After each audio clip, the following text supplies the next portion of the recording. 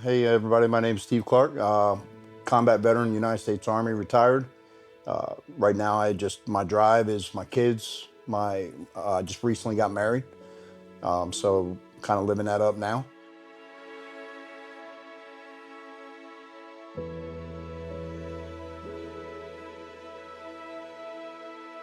So my experience with mental health kind of started when I was 5 years old, and when I was my brother and I was taking turns riding bikes. Um, he went out into the road and he was hit and killed by a car.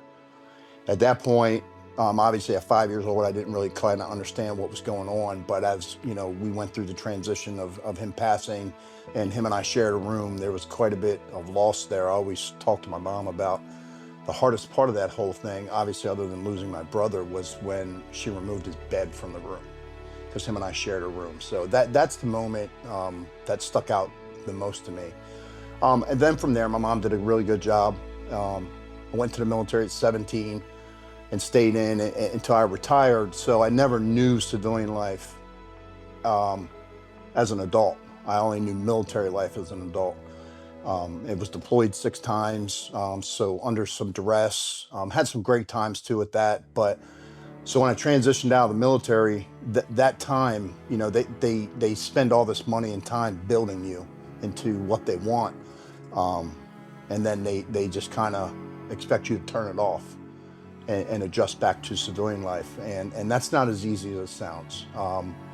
So I struggled with it. I struggled with some high anxiety, some PTSD, which affected me from a personality standpoint, to relationship standpoint, father standpoint.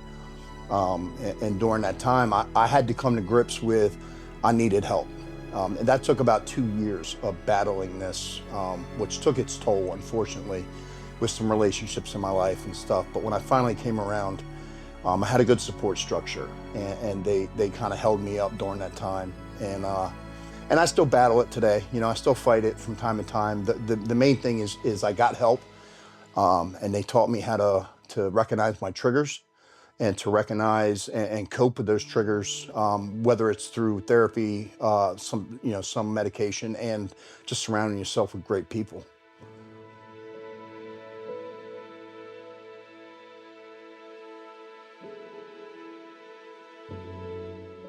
What brought me to today and being able to sit here and discuss this with everyone, and pretty much anyone that asked, and not be and be proud of my accomplishments, was meeting the right person as far as a relationship was concerned.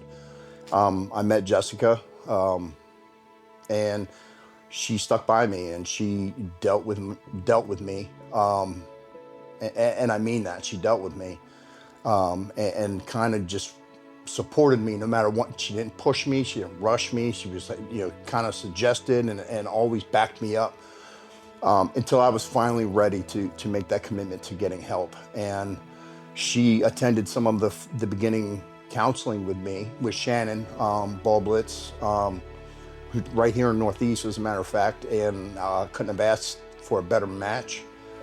She met me on my playing field, so to speak. She, when she said stuff I didn't like, she stood her ground.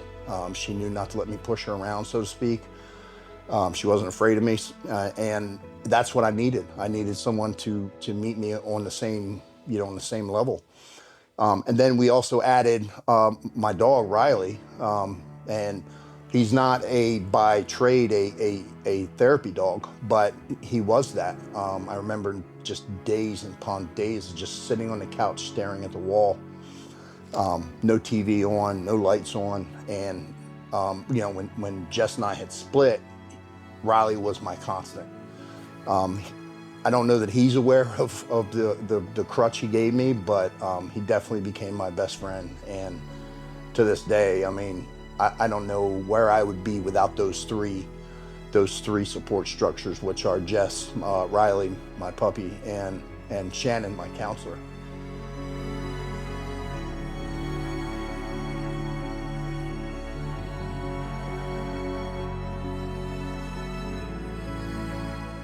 For all those out there that may be thinking or feeling a certain way, and they don't think they can speak up, I would tell you that you couldn't be any further from being right. The worst thing I did was wait. So I finally got the help. So what I would tell someone who was in that same predicament would be, if you want to be great, surround yourself with great people. It's that simple. Whether you have issues or don't have issues, the key to life is to surround yourself with a support structure in time of need. And depend on that support structure. Don't hesitate to ask for help. And always remember, one of my favorite slogans is, you know, praise and help everyone, because you don't know what fight other people are going through. So always pay it forward, and it'll always come back to you.